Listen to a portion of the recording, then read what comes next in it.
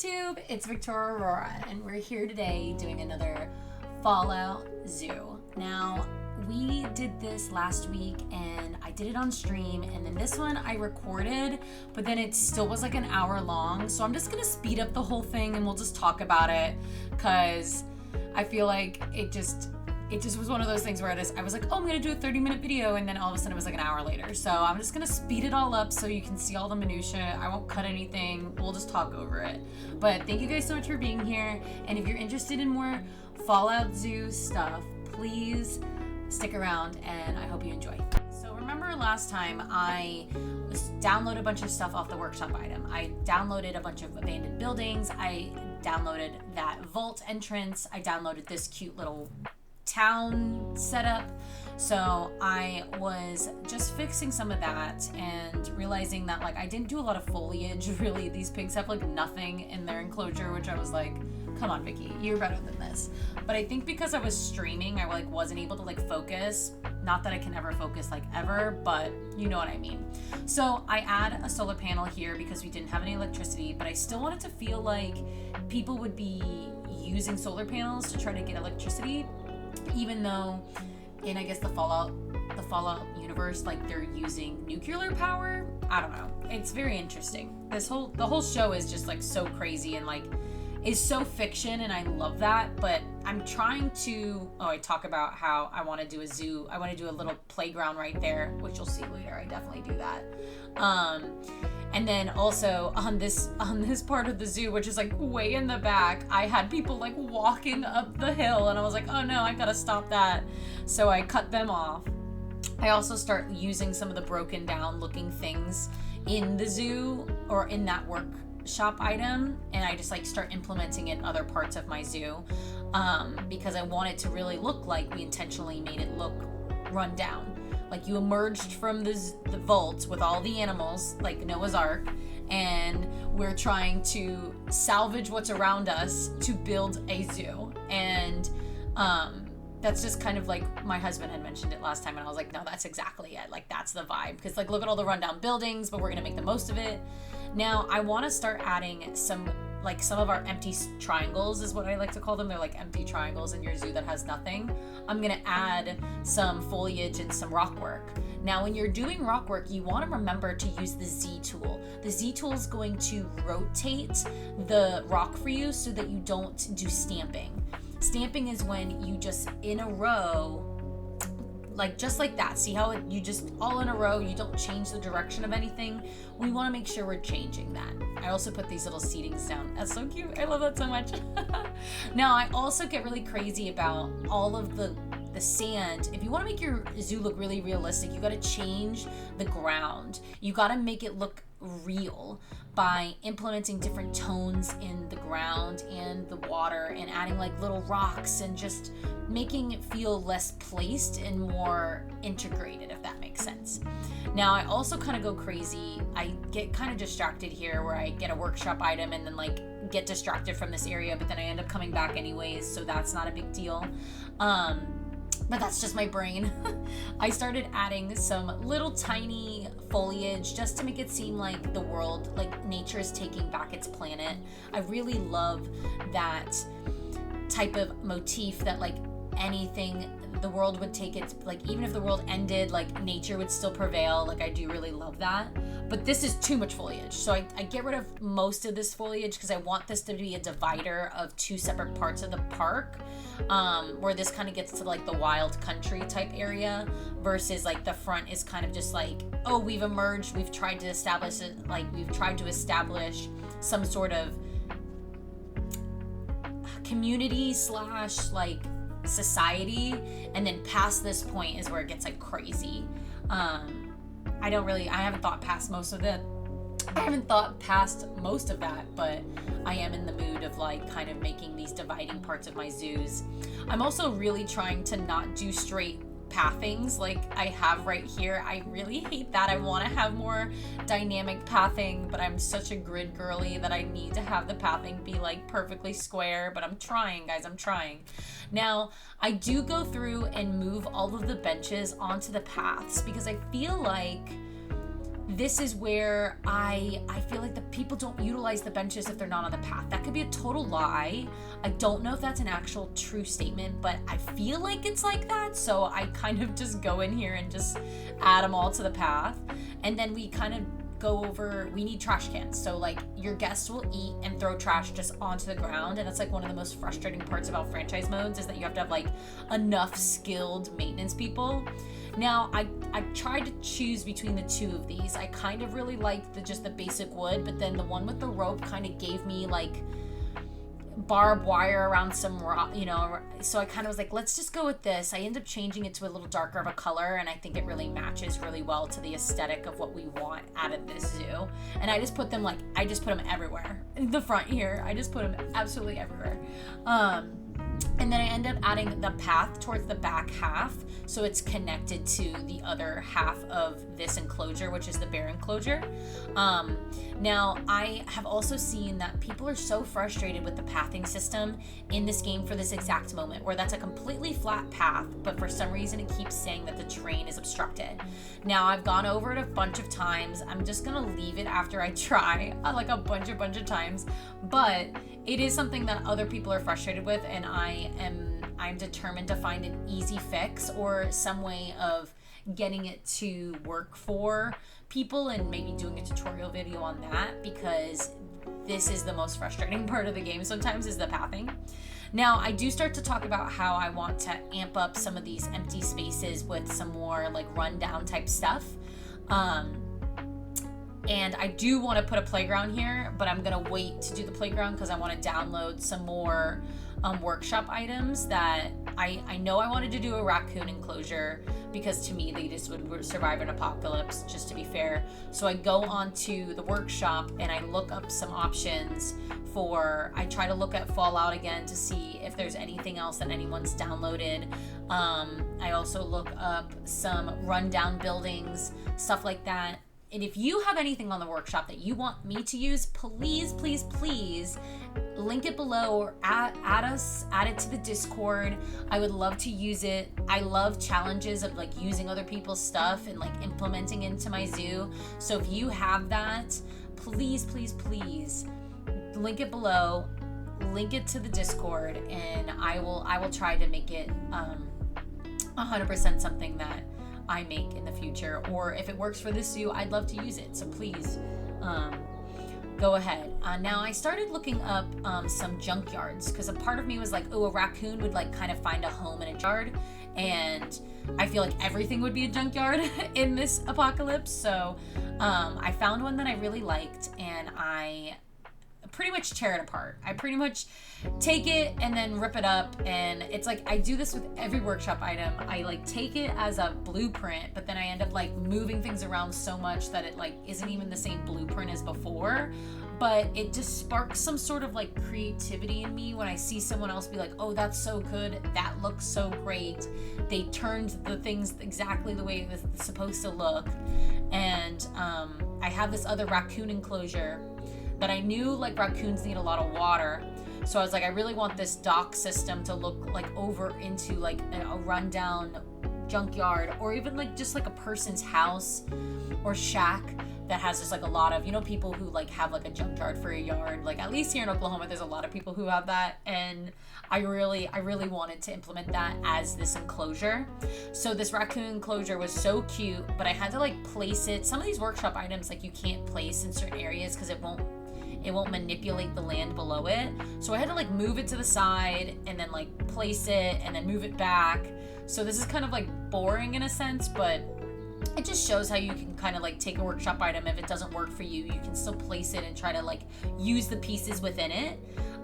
If you are doing a workshop item, do not do it with a like an enclosure around it. Like I will do the enclosure. It is perfectly fine.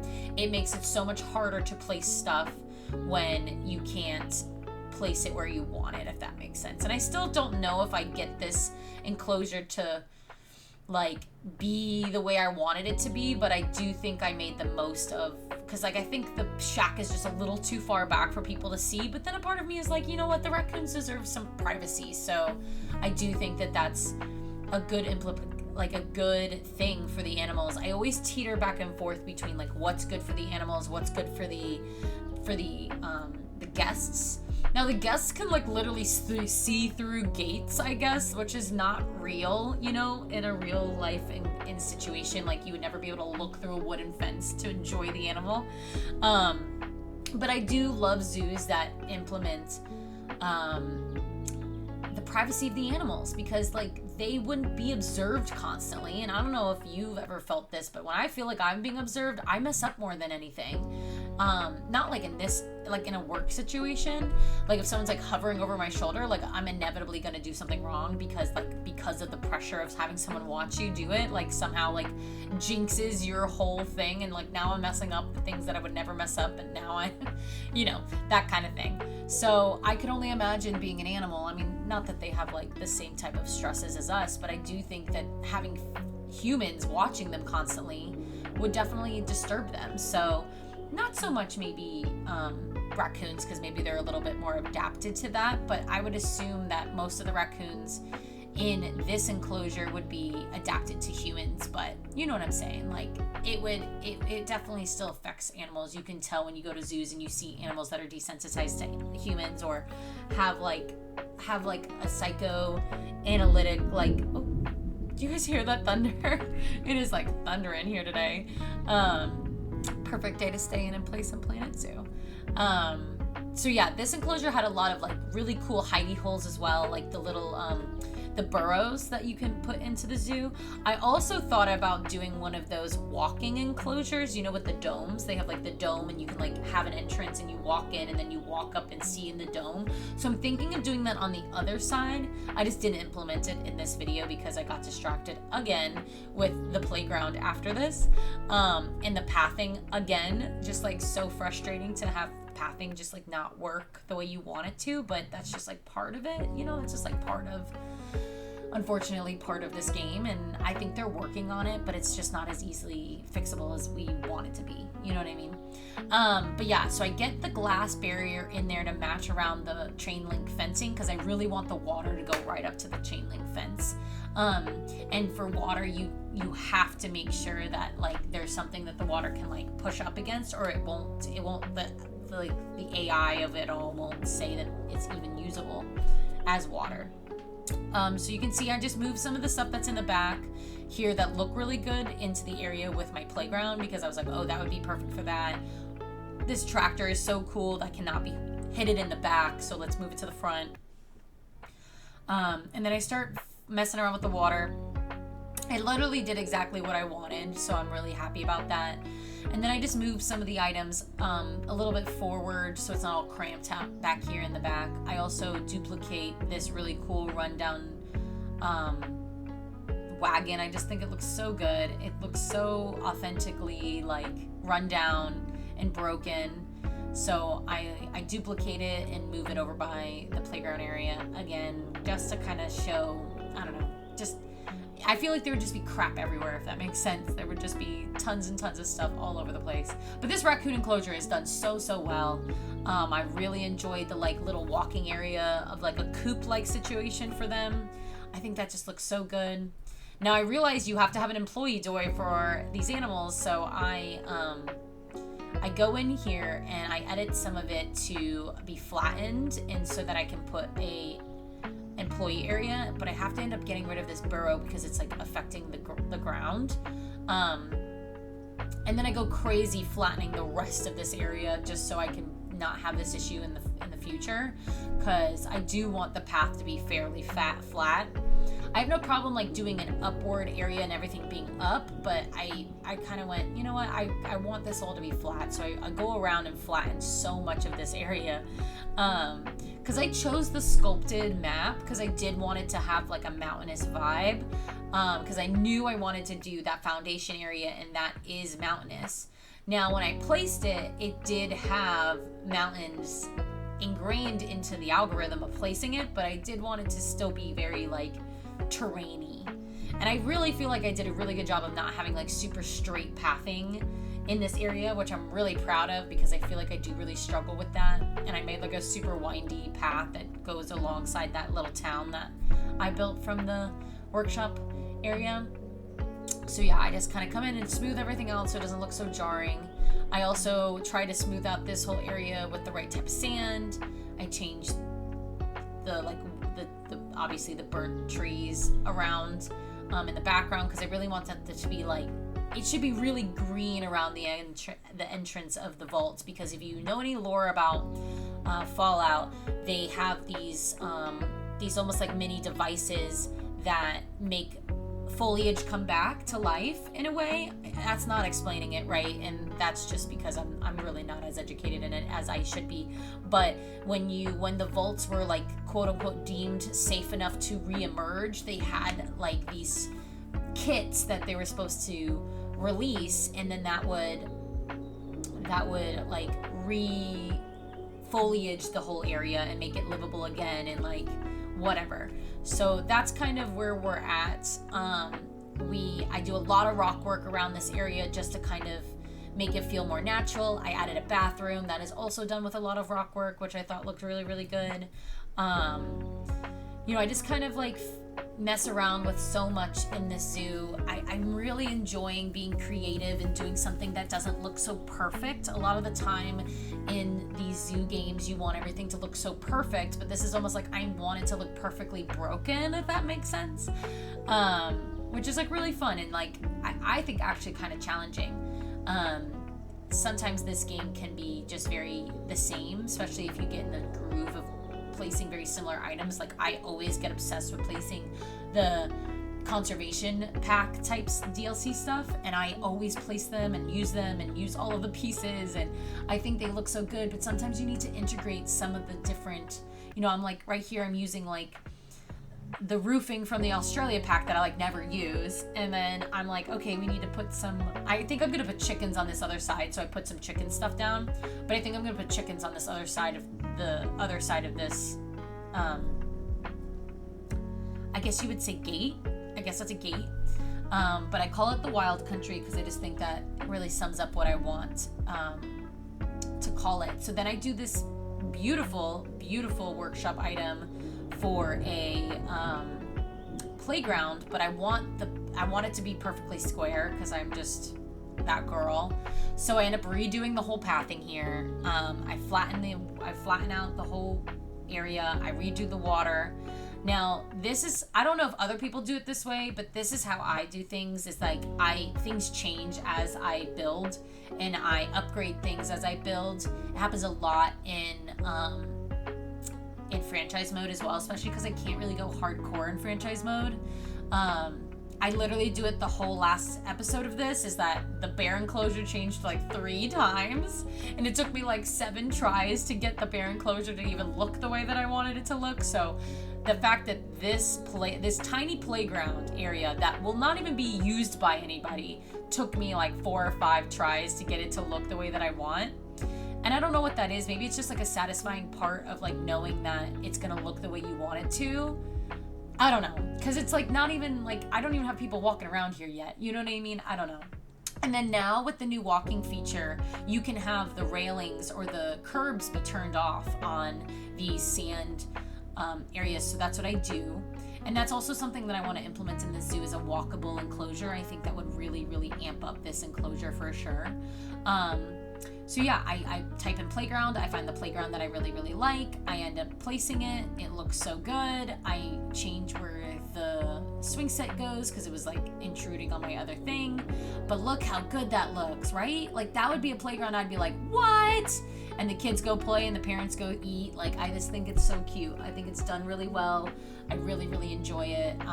It really made me happy adding it to it. But that's all I did in this. That's all I did for an hour. That was 1 full hour. And that's why I was like, I'm just going to speed it up and then I'm just going to record over it.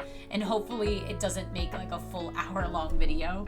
And if you guys like this format better, please let me know. I don't know. I only can do things based off your feedback. So please leave a comment down below if you like this editing style better. Thank you so much for watching, guys. This was so fun. If you have anything that you've built on the workshop that you would want me to use in my zoo, I love downloading things off the workshop. You saw me go on there and look up some like broken down buildings and stuff like that. I would love to see the stuff that you guys build, so please link it below, or join our Discord. You can post pictures on there, you can share your picture, you can share your links on there, and we can do things together and build like the coolest zoo ever. Once again, thank you guys so much for being here, and I'll see you guys in the next one. Bye!